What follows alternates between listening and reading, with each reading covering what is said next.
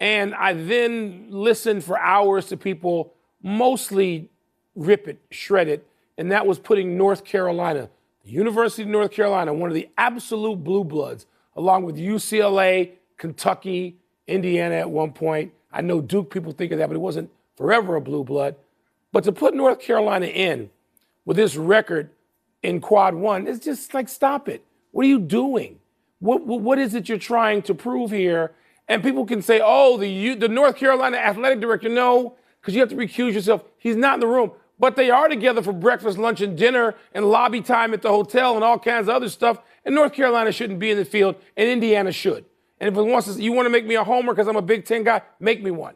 Because Indiana deserved to be in the field more than North Carolina, which just didn't. So that bothered me. But that's the only thing, Tone, that really bothered me. The rest of it, yeah. What gets me, and you and I talked about, we didn't talk as much about individual matchups as we will on your podcast. But, Tony, I think there's going to be games that are called upsets that won't be. I think there are 5s and 6s and maybe a couple of 4 seeds that will advance, at least in the first round. Doesn't mean they'll go to the Final Four, but I think there's going to be carnage on Thursday and Friday next week in the men's tournament, and I welcome it. I think that's what makes the tournament fascinating. All right, so I'll get to the North Carolina thing, and I'll just say this, that I'm amazed that people obsess about the 68th team in the field. My personal opinion is North Carolina could beat 30 teams in the field, so could West Virginia, so could Indiana. I saw North Carolina twice in the last week take Duke right to the end. You know, they could have won at least one of those games, and Duke is overall number 2 seed here, and that's unlike Illinois, a Big Ten school, which is a 6th seed that didn't come within 50 points of Duke. But I'll get off that. And I'll talk about the SEC, because the SEC is the big story here.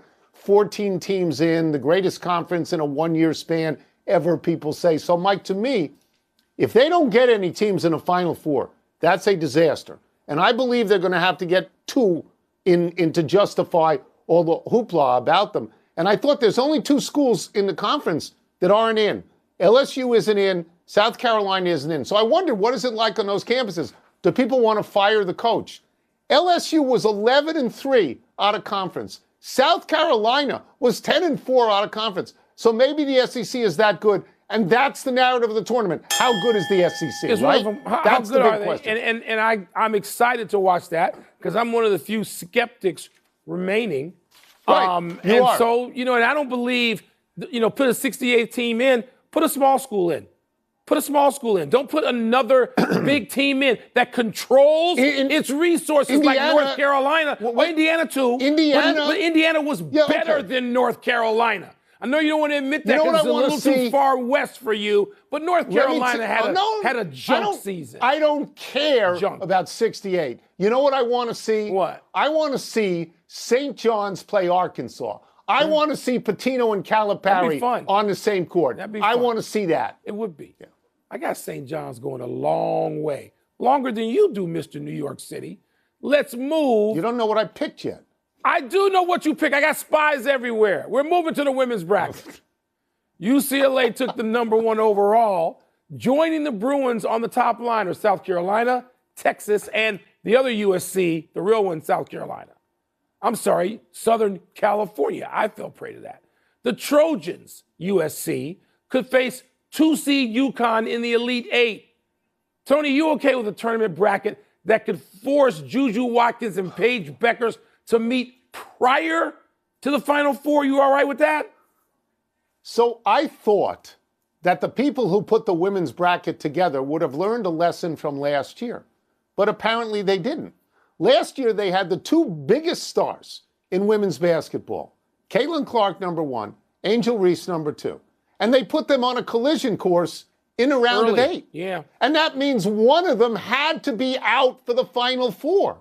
They're doing this right now. The 2 biggest stars in the women's game, Juju Watkins, Paige Becker, the same collision course. I don't get it. Maybe the women think that their tournament is completely bulletproof, but I think it's a television show. And so I would try to save the stars for later. I did note, I was told today that USC Southern California was upset at being the overall 4 seed. I suspect it's because they're afraid to play the 5 Connecticut. If you look at this objectively, In the most recent games they played, USC lost to UCLA and Texas lost to South Carolina.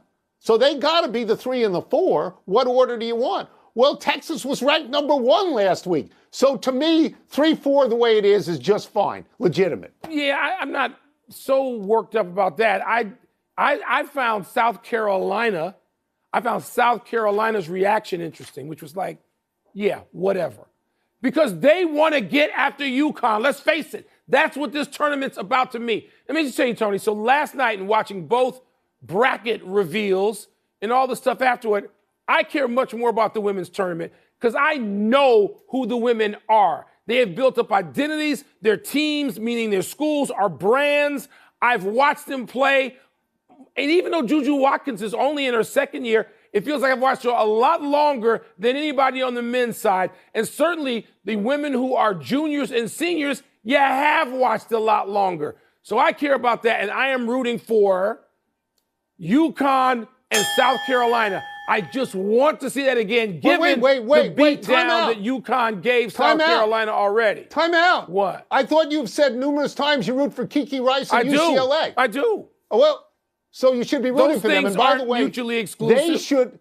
They should be seated ahead of Dawn Staley and South Carolina because they beat them. They beat them head to head. So stop with this. Let's turn to the NFL, where the Cincinnati Bengals are now paying Jamar Chase and T. Higgins big money, which is a very un-Cincinnati-like development. This is something Joe Burrow agitated for. Well, Bon, have the Bengals made the right call pouring this much money into 2 wide receivers? Not necessarily. And the proof will be in the pudding, as they used to say. Look, first of all, if they don't get Hendrickson signed, a guy who I believe has led the NFL in sacking the quarterback the last 2-year total, 17 and a half, I think, each year. 35 sacks, you got to sign him. And at some point, he had said, I'll just be traded. At some point, I think they had, given him permission to do so. Now the reporting is that they're leaning toward paying him. Listen, you got no defense. You couldn't hold anybody under 30 for the key part of the season when your offense did get itself together. There was a 6-3 run, and those 3 games were a disaster for the defense. So I know Joe Burrow held the team hostage. I get it. He's the quarterback. Quarterbacks get what they want in the National Football League. So Burrow got what he wanted. Be careful what you ask for. Because maybe instead of signing T. Higgins, they should have taken that $115 million or whatever it was and tried to buy 3 defensive players, including another star, to add to Hendrickson. So, Tony, I don't know that it's the right move. It's a fascinating move. I understand Joe Burrow wanting to make this move to bring his guys in the fold because they can sling it and they can get in the end zone. But is it right? I don't know. Yeah, I'd love to disagree with you, and I can't disagree with you. Last year, the problem that the Bengals had was not on the side of the ball where Higgins and Chase and Burrow were. It was on the other side of the ball. Higgins and Chase and Burrow had the 6th highest point total in the league, but the defense was 25th in points allowed. So I agree with you down the line. Like every single week, Burrow would throw for 3 or 4 touchdowns and 300 yards, and they would lose. And they lost to New England, a terrible team, but all their other losses are against good teams, and you will love these numbers. Okay? Burrow puts up 38 against Pittsburgh, loses. Puts up 34 and 38 against Baltimore, loses. Puts up 33 against Washington and loses. So I agree with you. I think you have to fix the defense. But other than Hendrickson, they got 10 worthless guys out there. So if you could bring in 4 or 5 guys for the money they're paying a wideout, they're going to have to do it in the draft now, Tom. They're going to have to do it in the draft. But they could have used a little of both and said to T. Higgins, I don't know. Fascinating situation. Let's take a break. Coming up, what does today's win at the Players' Championship mean for Rory McIlroy? And ready or not, we're about 12 and a half hours away from the start of Major League Baseball season. Too soon. Yes. How do you root for all these teams when you can only root for one winner? I root for 2 teams. Is UCLA your winner? I root for 2 teams. Is UCLA your winner? South Carolina and UCLA. If they don't play each other, no. I said I'm rooting for UConn to play South Carolina. Oh, okay. Do we need to roll the tape back? That's what I'm rooting for. No, a rematch. That's fine. That's rematch fine. of that game.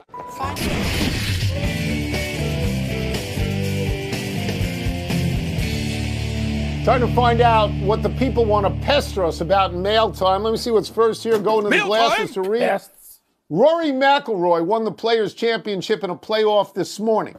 How big is this win for Rory? Tony, it's interesting. I didn't watch any of the action this morning. We started at 9 a.m. Eastern because I just wasn't in a frame of mind to think of it. But then I did catch all of Rory's, endless post-game press conference. And Rory's a fascinating guy to listen to. He's introspective, maybe to a fault. I like listening to him on any topic, and even on the topic of Rory. And I, as somebody who consumes a lot of golf, I don't think it does that much necessarily. If Rory can win at Augusta, that will do a whole lot. But other than that, Rory's great. Rory's great. Who's going to argue about Rory McIlroy's worthiness to be out there on the top of the marquee? Nobody. And there's one win left that he sort of needs, if he even needs that. Right. But it ain't the Players, which is a big deal. And he talked about how big the Players was to him and specifically why. And I admire that. I'm sure the promoters of the Players and marketing people are very happy. But it ain't this one that's the big one for Rory, not to me. I'm going to go in a slightly different direction here. I'm going to talk about a terrible decision yesterday, a decision that should have relieved someone from command, okay? Nobody wants to see a 3-hole aggregate playoff in a non-major, and the Players is a non-major. And nobody wants to see a 3-hole aggregate playoff the next morning, because nobody, much like you, is going to watch this thing.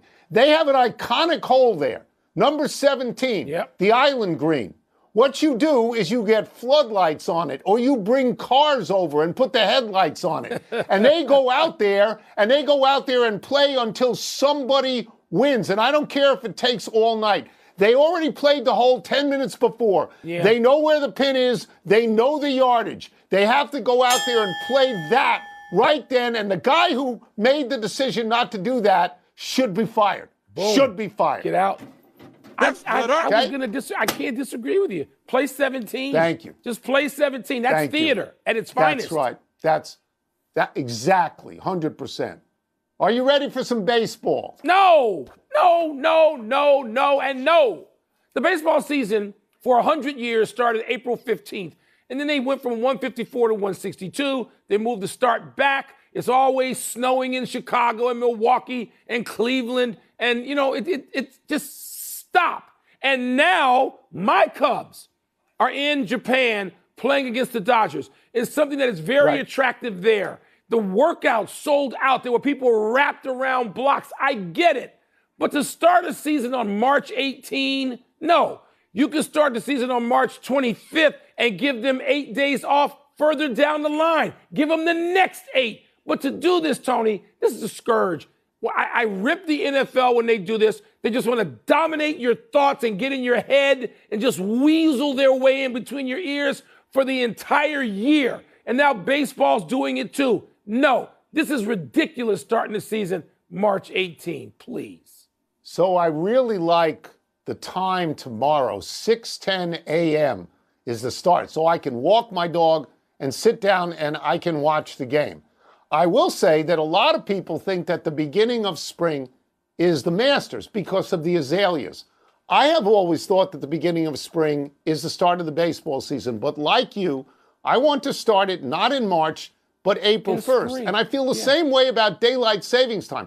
I don't want daylight savings time in March. I want it April 1st because I don't want what we have now, 3 weeks of darkness in the morning.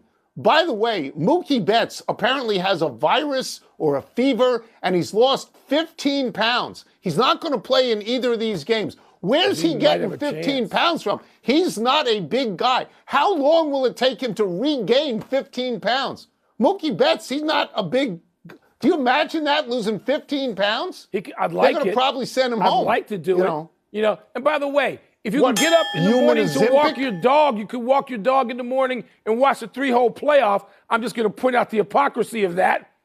I watched it. But I'm the only one in America who watched it. There's no hypocrisy. That should have been last night with floodlights on 17. Enough email. It should have been. Let's take one last break. Still to come, does Joey Gallo was a Nat last year, right? Have a chance to pick up pitching as a 31-year-old. That'd be fun. PJ Washington, is he right that Mav fans should stop chanting fire Nico? Of course he's right. And by the way, No. I want daylight savings time right. February 1st. It's stupid. It should be banned. It should be outlawed. There should be no, hour earlier getting dark at 4 in the morning just because you get up at 3. Tonight. Happy time, people. Happy 66th birthday, Danny Ainge. A starter on 2 NBA champions with the Celtics and later their top executive, winning a title there in 2008. Ainge was a terrific guard at BYU, the Wooden Award winner in 1981, and celebrated for going coast to coast to knock Notre Dame out of the NCAAs. Ainge was a great enough athlete to play Major League Baseball as well. Played 211 games for the Toronto Blue Jays as an infielder. Ainge is currently running the Utah Jazz, and it is not going as smoothly as it went in Boston. The Jazz are 15-53, worse even than the Washington Wizards. In the 4 years Ainge has run the show in Utah, the Jazz are 113 and 175. Tony, he's one pick away, though. I like some of what Danny Ainge is doing in Utah. Suppose they get Cooper Flagg. Suppose they win the lottery and get Flagg and they pull him away from your Washington Wizards. Things can turn quickly, and you don't have to have 1, 2, or 3. You can draft further down Nikola Jokic and wind up winning, but you got to get it right. You got to get lucky, too. Happy anniversary, St. Peter's basketball. On this day 3 years ago, the 15th-seeded Peacocks stunned number 2 seed Kentucky in overtime in what was the first installment of St. Peter's historic run to the Elite Eight, becoming the first 15 seed to ever get there. St. Peter's beat Murray State to get to the Sweet 16, and then number 3 Purdue to reach the 8, where they lost to eventual national runner-up North Carolina. Head coach Shaheen Holloway then left for his alma mater, Seton Hall. This season was a disaster there. Seton Hall went 7-25, the most losses ever at that school. 2-18 in the Big East. St. Peter's suffered as well, going 12-16 and 7-13 in the MAC. Tony, maybe I'm just guilty of wishful thinking for some excitement, but I think after filling out just one bracket, we're going to have a ton of these games. We're going to have 4 or 5 upsets like that one that we just mentioned with St. Peter's. What do you think? No, I don't. You don't? I just chalk? don't. You going chalky? No, I don't think we're going to. We'll have. No, it's not chalk so much as I think we'll have a few. But you're calling for a total upheaval here, and I don't think that's going to happen. Okay. A melancholy trails to Slick Watts. The former Sonics point guard has passed away at the age of 73. Watts went undrafted out of tiny Xavier University in New Orleans, but his college coach was cousins with then Sonics head coach Bill Russell. Got him a tryout. Watts made the team and helped lead Seattle to its first playoff berth in his second season. In his third year, he led the NBA in steals and assists. Slick got his name from shaving his head and keeping it gleaming with baby oil. He'd also wear his headband at a rakish angle. Without the headband, been a role model for some of us, Tony. No baby oil, but still shaving it. Tony, I'd go to Seattle to cover a game. It could be a football game. And if Slick Watts showed up, the reaction to him, the civic reaction, was unreal because he became a teacher, elementary school teacher for 20 years, incredibly popular. And his grandson is now a sophomore playing basketball at Washington State. Let us go to the big finish. Let's do it. The Magic snapped the Cavaliers' 16-game winning streak. Are you surprised by that? A little bit. If they had been healthy, Tony, Orlando would be better. And they might have exposed a little something with size in the backcourt defensively for Cleveland. Maybe. Might be a stretch. Mavs forward P.J. Washington wants Dallas fans to stop chanting, "Fire Nico." Is this a fair request? No, it's an insane trade, and they're hollering it all over the city, including at medieval times. Like, not even basketball context. 17-year-old Mira Andreeva won Indian Wells for her second straight victory. Are you impressed? Yes. She beat number 2 Swiatek in the semis and number 1 seed Sabalenka in the final. And that's going out with some style and flexing. Joey Gallo, released by the White Sox, plans now to try pitching. Does that make sense? I don't know if it makes sense, but it's a worthy effort. He's got a big, strong arm from the outfield. Last year with the Nats, he hit 161. It's brutal. Last one, the Warriors have won 7 straight. Wolves have won 8 straight. Will both streaks continue tonight? Tony, these are 2 teams that can threaten anybody in the league. And yes, at home, both teams will win and keep those streaks going. So Indiana won't win that game, right? No. You don't like Indiana in that. We're out of time. We'll try and do better the next time. I'm Tony Kornheiser. And I'm Mike Wilbon. Same time tomorrow, Knuckleheads. You can get the podcast on the app or Apple Podcasts. And now, it's a ball night, even with no colleges. Are you going to root for UCLA or South Carolina? Which one? UCLA, probably. That bonus topic. All right, Wilbon, what is your confidence level in Rory McIlroy at Augusta? Oh, Tony, confidence level? None. I'm hoping he'll win, actually, because I'd like to see him complete it and have the career Grand Slam of all 4 majors. But I don't have confidence. He's got 1 second-place finish. He's got 5 finishes where he was on the board and had a chance. But, Tony, you look at this, and, of course, we mentioned this because Rory is in rare air. If he wins in Augusta, he joins, the all-timers, Tiger and Jack and all the other. But right now, active players, Koepka doesn't have it. Scheffler doesn't have it. Spieth has 3, needs a PGA. DeChambeau doesn't. Rahm doesn't. JT doesn't. Morikawa doesn't. None of those guys has won 4, and only one, Spieth, has won 3 of the 4. So if Rory does this, man, he just climbs atop the mountain and can pop his jersey or beat his chest as it is. But confidence, I don't have any confidence. Yeah, I agree with this largely. I think Augusta gets in his head. And I can't help but go back last year to the U.S. Open when Rory missed that putt on 18. Ooh, yeah. Opened the door for DeChambeau. The next major that was played, Mike, was the British Open, and Rory missed that cut. This will be the next major after that, right? Augusta? And as much as we might want him to win, you always have to wonder, is this in his head in some way that you can't get it out? I'm just going to take 20 seconds to be angry about what happened last night and this morning at the Players. Happy that Rory won, but it was a terrible decision to have a 3-hole aggregate playoff today, this morning at 9. You have an iconic hole at the Players. It's right there. 17. You got 17. You got the island green. They played it 10 minutes before. They know where the pin is. They know where the yardage is. Don't tell me it's getting dark. Light it up with floodlights. Bring cars in. Put the headlights on. Let them play until somebody wins. You do not wait until the next day and utterly diminish the finish of that tournament. Everybody's got cell phones anyway. Just hit the flashlight on the bottom of your iPhone. Light them up. And you can light it up that way. Yeah. Suggestions. Got them here. That's it. We're done. Back to you.